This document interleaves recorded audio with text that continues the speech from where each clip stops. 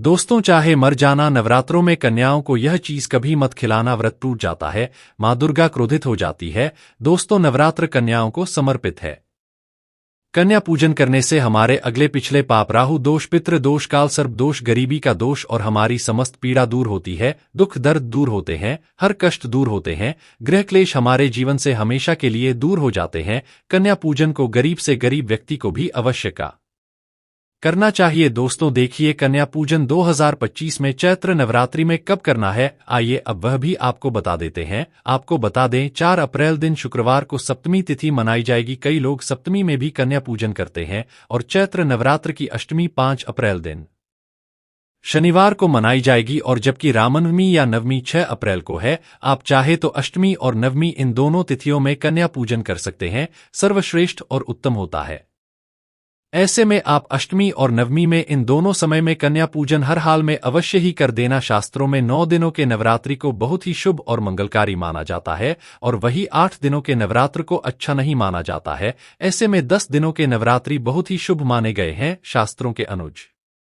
नवरात्रि के दिनों में माता रानी का पूजन करने से, कन्या पूजन करने से मां अभय वरदान प्रदान करती है। कुंडली में जो कष्ट होते हैं उन्हें ठीक कर देती है। श्रीधर की तरह ही सच्चे हृदय वाले व्यक्ति के सभी कष्टों का निवारण मां शीघ्र ही करती है। मां की उपासना से विनम्रता का विकास होता है, सभी कष्ट, दरिद्रता, दुख, कष्ट नष्ट हो जाते हैं। नवरात्र में माता रानी का व्रत और पूजन किया जाता है, लेकिन नवरात्र के दौरान सबसे ज्यादा महत्व होता है कन्या पूजन का। दोस्तों, कन्या रानी जो होती है फूल की पंखुड़ियों की तरह नाजुक होती है। कन्या पूजन सर्वो प्रिय है, श्रेष्ठ है। कन्या के रूप में स्वयं जगदम्बा देवी, माता वैष्णो, 9 देवियों अर्थात समस्त ब्रह्मांड इनके शरीर के कण कण में वास करते हैं। बहुत कम लोग जानते हैं कुंती देवी देवताओं का वास होता है कन्याओं के मस्तक पर। कन्या चाहे छोटी हो चाहे बड़ी हो, वह सदैव पूजनीय है, मां के समान मानी जाती है। दोस्तों, माना जाता है व्रत और उपासना से माता रानी इतना प्रसन्न नहीं होती है जितना कि कन्या पूजन से होती है। नवरात्रि में छोटी छोटी का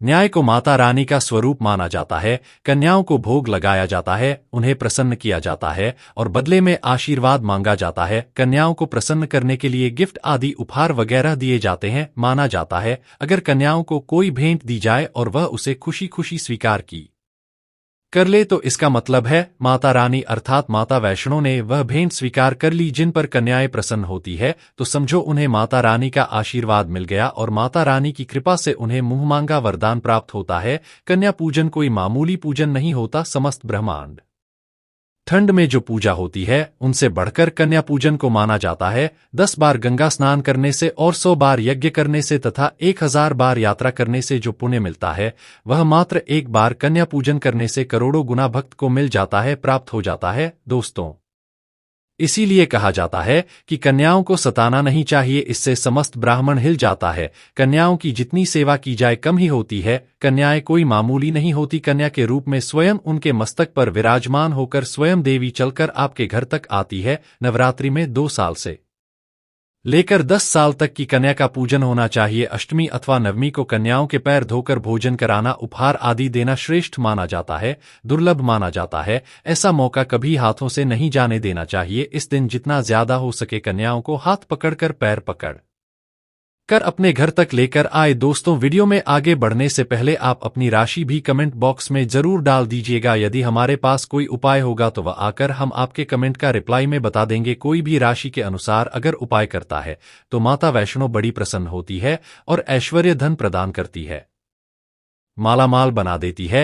इसीलिए राशि कमेंट में जरूर छोड़े और हाँ, माता को एक लायक जरूर करें, लाइक करने में कंजूसी न करें। दोस्तों, कैसे करें कन्याओं का स्वागत। कन्या जब आपके घर आए तब सभी के पैरों को दूध और पानी से उनके पैरों को धौलाना चाहिए।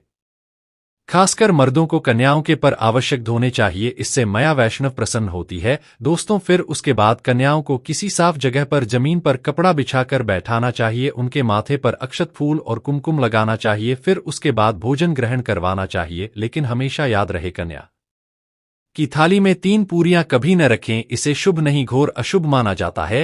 3 पूरियां तथा 3 रोटियां मरने वाले व्यक्ति के लिए निकाली जाती है और जेल में कैदियों के लिए दी जाती है। ऐसे में कन्याओं को उनकी थाली में 3 पूरी कभी न दें, लेकिन 1-2 करके पूरियां दे सकते हैं।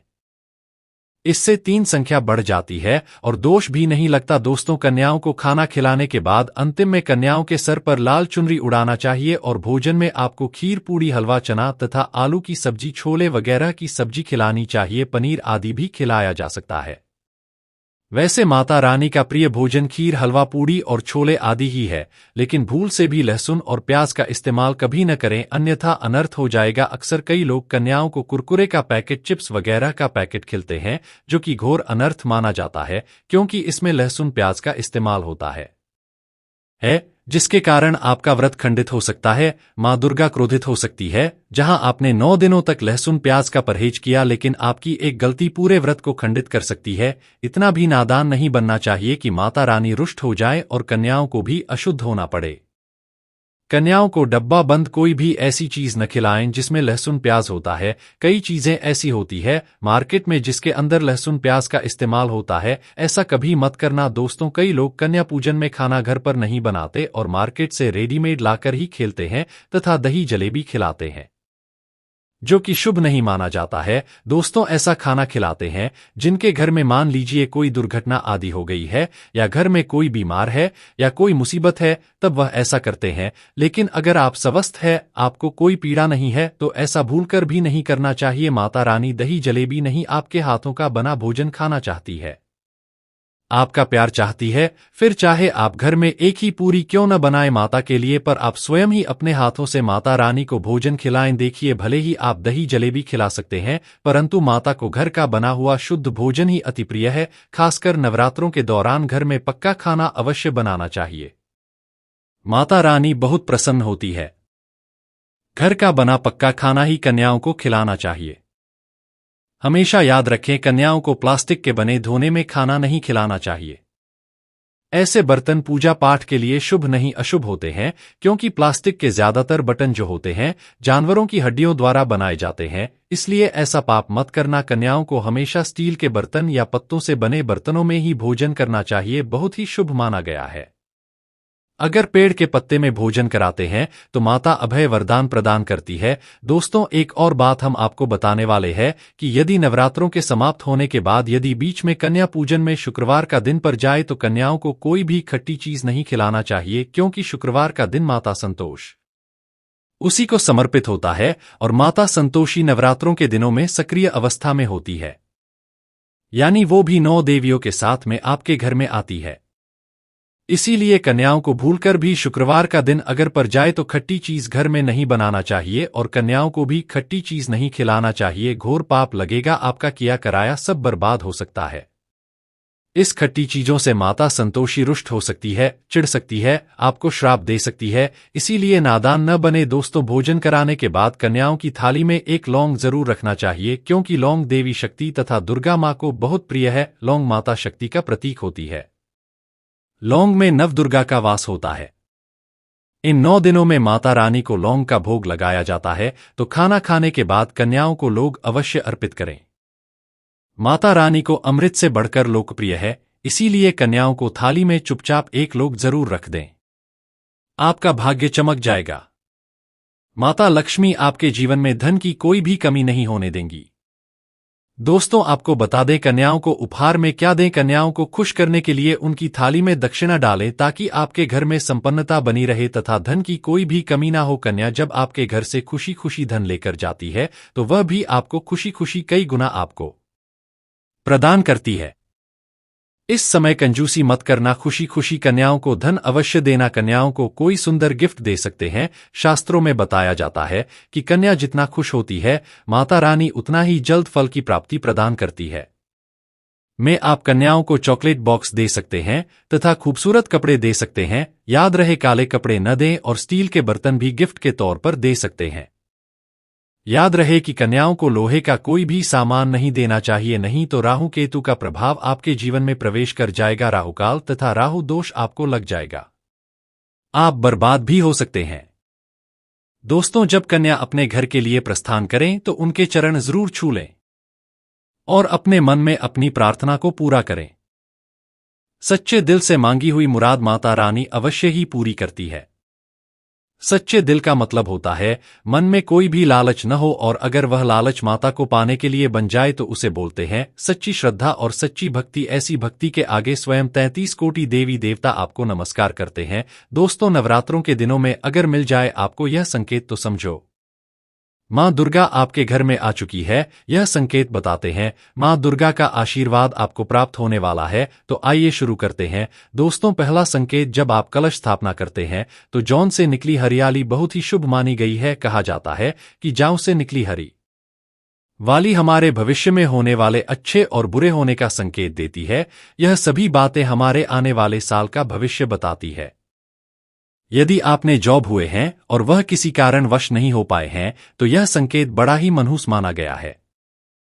कहा जाता है कि नवरात्रों में जो अगर सूख जाते हैं या बढ़ते नहीं हैं तो आपको समझ लेना चाहिए कि यह साल आपका खराब होने वाला है तथा घर में कोई बीमारी आने वाली है या दिन दुगनी रात चौगुनी आपकी कम होने वाली है या घटने वाली है। दोस्तों, यह धन हानि का संकेत माना गया है क्योंकि आपने कोई न कोई गलती ऐसी कर दी होगी जिसके कारण मारता रहा, नाराज हो गई है। इसीलिए माता से आप क्षमा अवश्य मांग लें। माँ अपने भक्तों को अवश्य माफ करती है।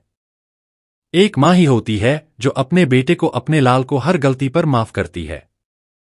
लेकिन ऐसा बेटा किस काम का जो माँ से माफी मांगे। इसीलिए माता रानी से अपनी गलती की माफी अवश्य मांग लें। मैया वैष्णो अपने भक्तों को कभी निराश नहीं करती बल्कि उन्हें धनधान्य से और खुशियों से परिपूर्ण बना देती है। और दोस्तों, यदि जो हरे भरे हो जाते हैं तो यह शुभ संकेत होता है। इससे आने वाले समय में आपको बहुत ज्यादा ही धन लाभ होगा। माना जाता है कि RS1 का सिक्का या चांदी का कोई भी सिक्का जो के बीचों बीच में अगर मिट्टी में दबा दिया जाए तो घर में सुख समृद्धि आती है। माता लक्ष्मी दौड़ी दौड़ी चली आती है। जो के अंदर हमेशा RS1 का सिक्का अवश्य डालना चाहिए, जो को खाली नहीं रखना चाहिए, उसमें धन वगैरह अवश्य डालना चाहिए। इससे माता का आशीर्वाद सदैव परिवार पर बना रहता है और जीवन में कोई भी संकट नहीं आता है। खाली जो मतलब धन भी खाली, खुश अभी खाली ही मिलेंगे। दोस्तों, नंबर 2, यदि आपकी नींद नवरात्रों के दौरान सुबह 4 बजे के आसपास खुलती है तो इसे बड़ा ही शुभ संकेत माना जाता है क्योंकि यह समय ब्रह्मा मुहूर्त कहलाता है। इस समय देवी शक्ति अपने सच्चे भक्तों को ही जाती है। इस समय उठाना मतलब माता की कृपा प्राप्त करने के बराबर माना गया है। यह संकेत बताते हैं कि माता की सच्ची भक्ति का प्रभाव आपके ऊपर हो चुका है और माता रानी आपको जल्दी ही कोई खुशखबरी देने वाली है। माँ आपकी सच्ची भक्ति से बहुत खुश है। क्रॉस। दोस्तों, नंबर 3, यदि नवरात्र में आपका मन प्रसन्न होने लगे, पूजा पाठ में आपका मन लगने लगे, पूजा करते समय मन का शांत होना, यह दर्शाता है कि आपको बहुत जल्द माँ की कृपा प्राप्त होने वाली है। माता रानी आपकी भक्ति से बहुत खुश है। आपकी भक्ति माता रानी को आनंद दे रही है। ऐसे व्यक्ति को समझ जाना चाहिए कि उसके जीवन में अब अच्छा समय आने वाला है। दोस्तों, नंबर 4, नवरात्रों के दौरान अगर माँ के गले से फूल गिर जाए तथा जौन के हरे भरे पत्ते अगर बिन हवा के हिल जाए तो इसे अति उत्तम माना गया है। यह संकेत बताता है कि माता रानी का आगमन आपके घर में अस्थायी रूप से हो चुका है। आपको माता लक्ष्मी की कृपा प्राप्त होने वाली है। यह संकेत कुछ खास लोगों को ही दिखाई देते हैं। माना जाता है कि पूजा करते समय अगर धुआं अधिक बढ़ जाए तो इससे यह पता चलता है कि आपके घर से गरीबी हमेशा हमेशा के लिए जाने वाली है। भूत प्रेत आत्माएं अब आपके घर से हमेशा के लिए जाने वाले हैं। पूजा करते समय धुएं का अधिक होना बहुत ही शुभ और मंगलकारी माना गया है। यह संकेत भविष्य में अच्छे परिणाम को दर्शाते हैं। दोस्तों, नंबर 5, द्वार पर गाय का आना। वेदों में बताया जाता है कि नवरात्र के दौरान गाय माता का घर में आना बड़ा ही शुभ संकेत माना क्या है। नवरात्रि में द्वार पर गाय का आना अत्यंत शुभ है। यदि आपके भी द्वार पर गाय आती है तो गाय के माथे पर कुमकुम लगाना न भूलें तथा गाय को रोटी जरूर खिलाएं। इससे मां दुर्गा अत्यंत प्रसन्न होंगी और आपकी झोली खुशियों से भर देंगी। द्वार पर गाय का बार बार आना भी जीवन में आने वाले अच्छे संकेतों की ओर इशारा करता है। दोस्तों, नंबर 6, सपने में शेर का दिखाई देना। अगर आपके सपनों में मां दुर्गा दिखाई देती है अर्थात कोई भी देवी अगर आपके सपनों में दिखाई देती है तो बड़ा ही शुभ माना गया है। नवरात्रि के पावन अवसर पर माता के दर्शन किसी खास भक्तों को ही होते हैं। ये सपने कभी किसी को शेयर मत करना। यदि माता की सवारी तथा शेर रात्रि में सपने में बार बार दिखाई देता है तो मां दुर्गा आपसे प्रसन्न है। यह संकेत बताते हैं कि जल्द ही आपकी कोई मनोकामना अवश्य पूर्ण होगी और आपके शत्रुओं का नाश हो जाएगा, शत्रु आपके नाम से ही थर-थर कांपने लगेगा। मां दुर्गा का वाहन शेर है, इसलिए नवरात्रि में शेर का दिखाई देना अत्यंत शुभ संकेत होता है। दोस्तों नंबर 7, यदि कोई छोटी कन्या आपको सुबह सुबह लाल वस्त्र धारण किए हुए दिखाई देती है तो आपने साक्षात मां दुर्गा के दर्शन किए हैं। यदि नवरात्रों में सबसे पहले आपके घर में कन्याओं का आगमन हो जाए तो समझो आपको दुनिया की कोई भी शक्ति, ब्राह्मण की कोई भी शक्ति आपको करोड़पति होने से नहीं रोक सकती। आपके जीवन में, आपके घर में माता लक्ष्मी का आगमन होने वाला है।